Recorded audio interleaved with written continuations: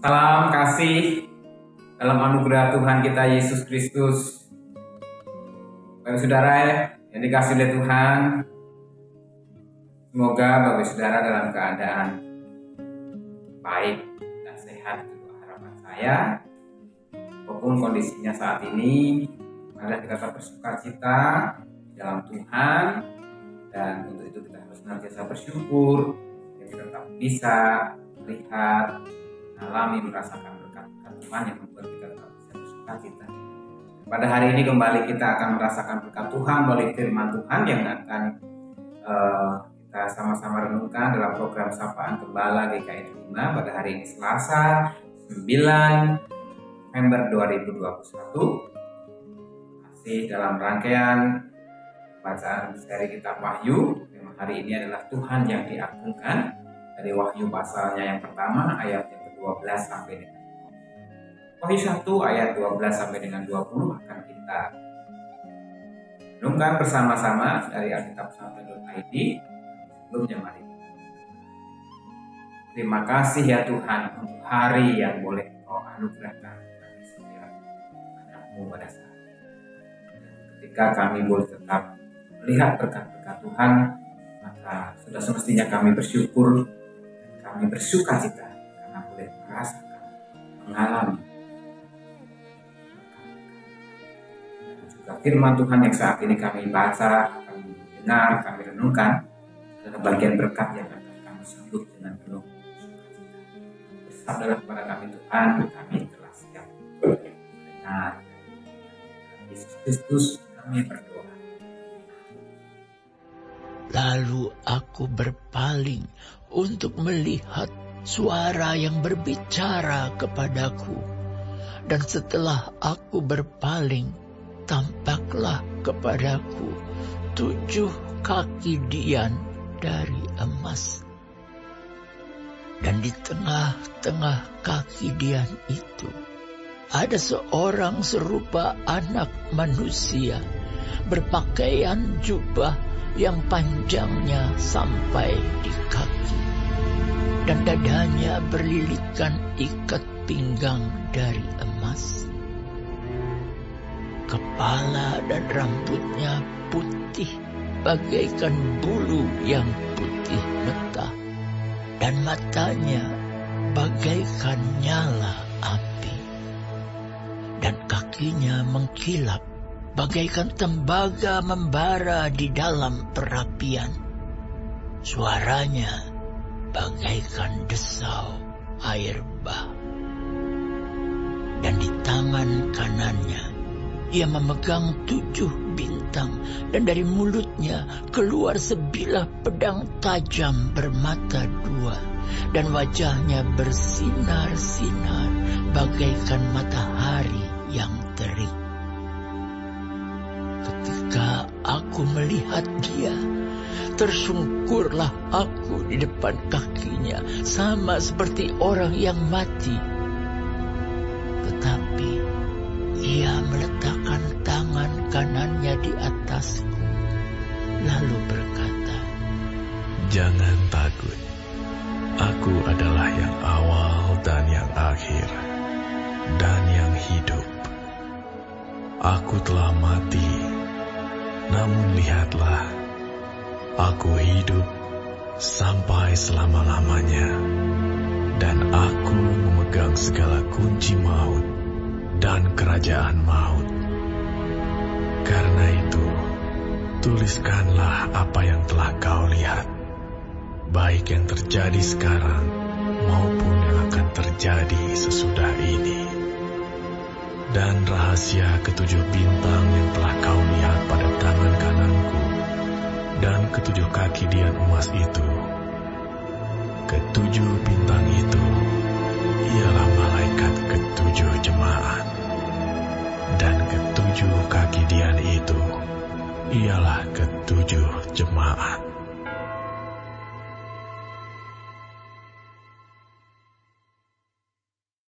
Tapi saudara yang dikasihi oleh Tuhan Yesus Kristus, bacaan kitab Wahyu kita pada hari ini merupakan bagian awal di mana Yohanes di Pulau Patmos mendapatkan penglihatan akan kehadiran Tuhan Yesus.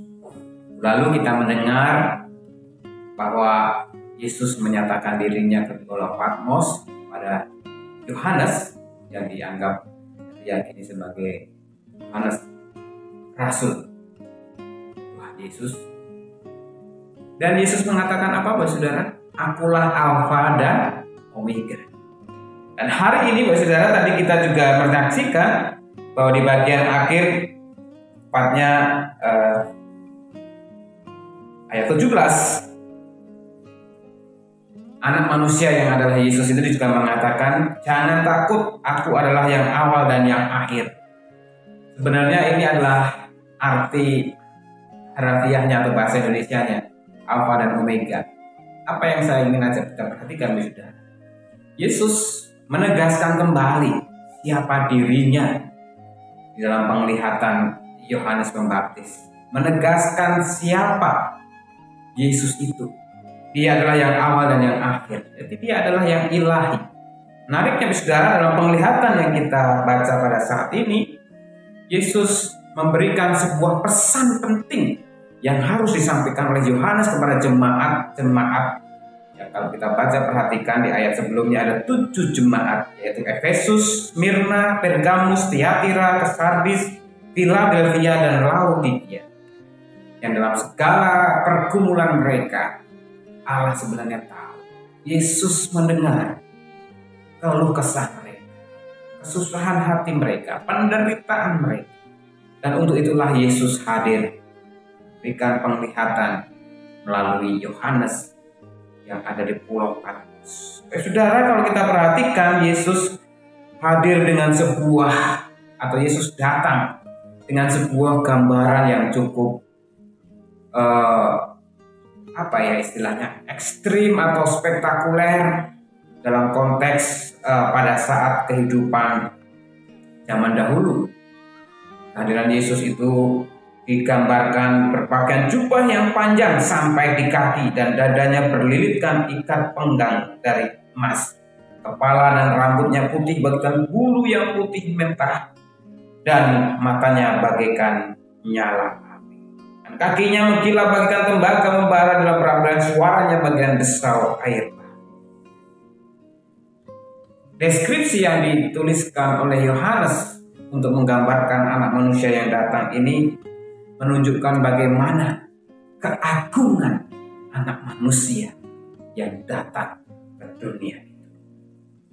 Yang lebih penting yang kita perhatikan, anak manusia itu datang dalam kemegahan tadi itu dalam rangka apa? Dengan tujuan apa? Dan di tangan kanannya memegang 7 bintang, dan dari mulutnya keluar sebilah pedang tajam bermata 2, dan wajahnya bersinar-sinar bagaikan matahari yang terbit. Jadi, saudara, ini sebuah ungkapan juga yang disaksikan oleh Yohanes, yang dituliskan untuk memberikan deskripsi gambaran tentang anak manusia yang datang itu. Sebilah pedang tajam bermata 2 sebenarnya itu adalah perkataan yang berguna untuk memberikan itu sebagai senjata untuk melakukan peperangan. Sangat mengerikan kan gambaran itu. Sehingga Yohanes ketika melihat itu, dikatakan ayat 17, ya tersungkurlah aku di depan kakinya sama seperti orang yang mati. Saking takutnya Yohanes melihat keagungan sang raja. Ya, tetapi ia meletakkan tangan kanannya di atas. Sosok raja yang agung itu ternyata adalah sosok yang begitu dekat. Sosok yang begitu boleh mengerti kan dari kata-kata jangan takut. Ini sosok tersebut mengerti betul, paham persis apa yang sedang dirasakan oleh Yohanes yang dalam ketakutannya melihat sosok Tuhan.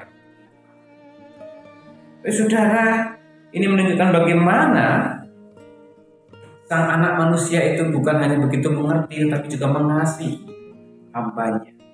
Dan menariknya, saudara, dari apa yang sudah diucapkan itu, ternyata memberikan sebuah perintah, dikatakan, karena itu tuliskan, ayat 18, dan yang hidup. Aku telah mati, namun lihatlah aku hidup sampai selama-lamanya, dan aku memegang segala kunci maut dan kerajaan maut. Sang Anak Manusia menegaskan betapa dia berkuasa. Bukan hanya kehidupan, bahkan maut ada di tangan. Kunci maut ada di kerajaan maut dikuasai. Sekali lagi ini menunjukkan legitimasi betapa berkuasa sangat. Lalu kita melihat perintahnya di ayat 9. Karena itu tuliskanlah apa yang telah kau lihat, baik yang terjadi sekarang maupun yang akan terjadi sesudah ini. Dan rahasia ketujuh bintang yang telah kau lihat pada tangan kananku, dan ketujuh kaki dia emas itu, ketujuh bintang itu ialah malaikat ketujuh jemaat, dan ketujuh kaki dia itu adalah ketujuh. Saudara, pesan-pesan penting disampaikan bagi ketujuh jemaat melalui Yohanes Pembaptis. Ini menjadi pesan yang sangat berarti, menguatkan bagi umat saat itu yang memang kondisinya dalam keadaan tertekan, teraniaya. Bahkan dikatakan di sana pada saat itu, pada zaman Kaisar yang berkuasa, itu sangat sadis, kejam, sehingga membuat para pengikut Kristus dianiaya dan hidupannya terasa sangat tersiksa. Dalam keputusasaan itu Tuhan hadir, Tuhan datang. Dalam penglihatan Yohanes Pembaptis, Rasul Kristus, untuk mereka beroleh kekuatan. Maka perintah tadi dikatakan, tuliskanlah itu dan sampaikanlah, baik yang terjadi sekarang maupun yang akan terjadi sesudah ini. Saudara yang kasih dalam Tuhan Yesus Kristus, kehadiran Sang Anak Manusia, Sang Alfa dan Omega, dalam penglihatan Yohanes Pembaptis. Tadi ketujuh tiang tadi sebelum saya singgung ya, bahwa itu merupakan gambaran api atau ketujuh kaki tiang emas itu yang seringkali ada di dalam bait Allah. Menunjukkan bahwa Allah akan senantiasa hadir menggenapi apa yang menjadi janji dan rencana untuk menyelamatkan manusia. Dari kasih dalam Tuhan Yesus Kristus, apa yang bisa kita ambil dari renungan firman Tuhan pada kita bersama pada hari ini? Saudara, saya mengajak kita bahwa Allah itu begitu mengerti, Allah itu begitu tahu setiap pergumulan umatnya, masa-masa yang dijalani umat manusia. Kita bersama-sama telah menjalani kehidupan pandemi hampir 2 tahun ya, sudah November, Desember.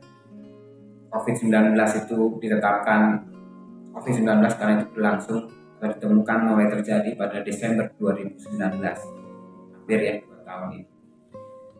Kita semua tahu bagaimana kehidupan masa pandemi sangat mencekam, menakutkan, bahkan juga banyak korban. Tidak sedikit orang yang memang bisa menjadi ketakutan, bahkan putus asa. Namun kita juga bersyukur Allah senantiasa hadir, menyapa umatnya yang terus berharap kepada Tuhan. Bersyukurlah kepada saudara yang merasakan kehadiran Tuhan, sapaan Tuhan itu, sehingga saudara tetap kuat dan setia kepada Tuhan. Maka kita akan melihat, merasakan kebahagiaan, sukacita, karena Tuhan selalu hadir, Tuhan selalu menyertai. Ialah firman Tuhan yang kita renungkan pada hari ini semakin mengkokohkan, semakin menguatkan. Dan apabila juga mungkin kita menjadi lemah, putus asa, tentunya semakin disegarkan kembali. Tuhan selalu menyertai kita dalam segala suasana situasi. Mari terus kita setia kepada Tuhan. Ketika ada banyak sukacita berkat yang kita akan jalani, kita terima dari Tuhan. Ingat, kita kuat sampai saat ini karena Tuhan hadir dan kita bersatu hati dalam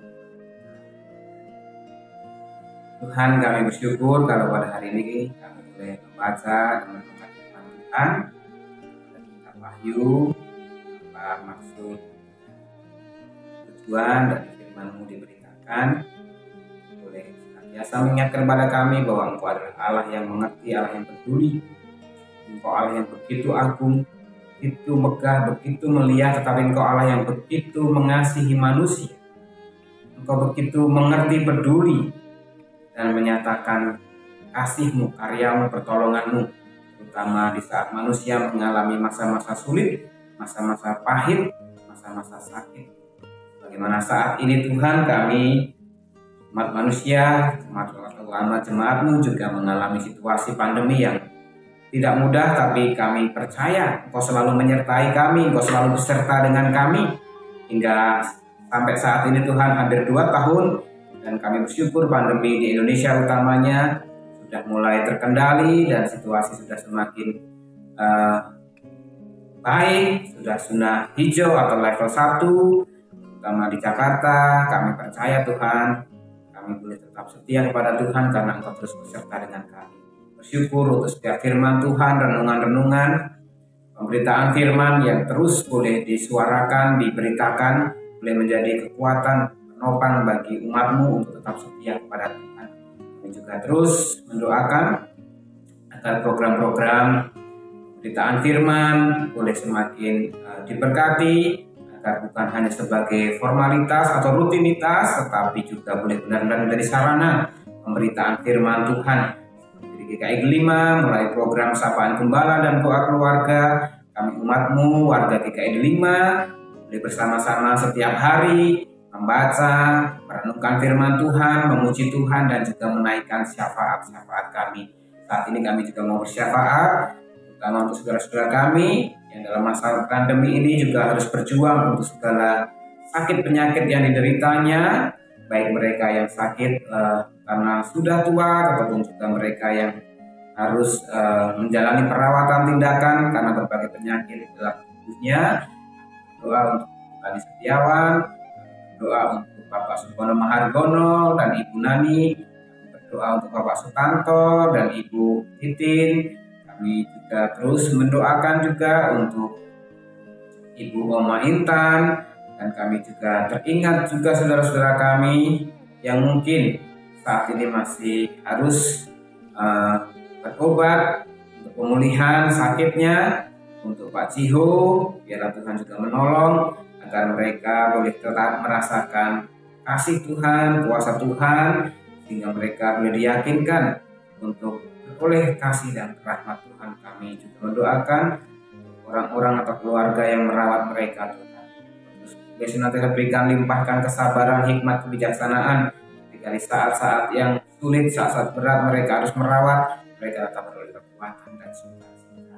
Terima kasih ya Tuhan. Kami terus mendoakan untuk saudara kami yang terus berjuang untuk pemenuhan kehidupan rumah tangga keluarga, baik dalam usaha, pekerjaan, dan terutama juga untuk segala kebutuhan pembiayaan pendidikan anak-anak, masa depan anak-anak.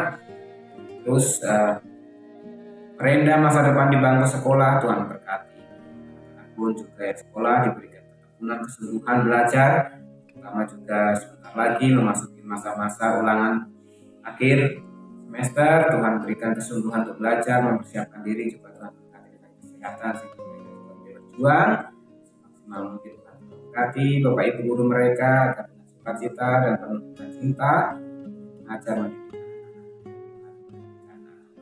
Terima kasih. Kami satu hati berdoa untuk bangsa negara kami, bersyukur untuk Presiden Jokowi yang Tuhan terus berkati lewat kebijakan, hikmat-hikmat Tuhan, sehingga dalam setiap keputusan-keputusan kebijakan pemerintah semuanya berupaya untuk mendatangkan kesejahteraan bagi bangsa ini. Kami rindu Tuhan di musim-musim penghujan ini cuaca tetap dapat terkendali, menjauhkan dari segala fenomena banjir dan juga bencana lainnya Tuhan.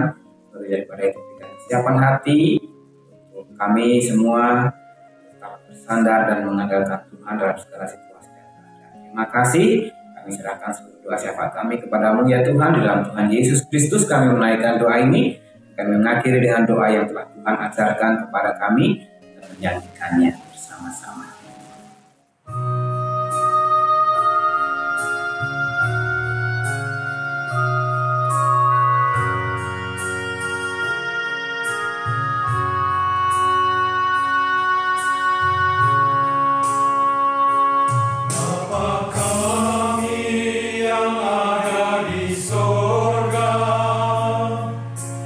Dikuduskan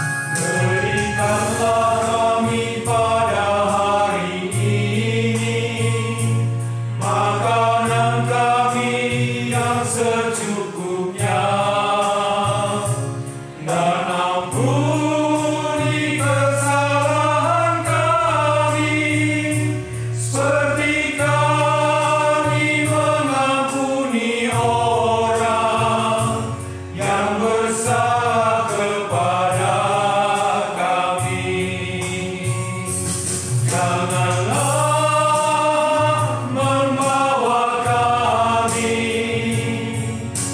ke dalam pencobaan, tapi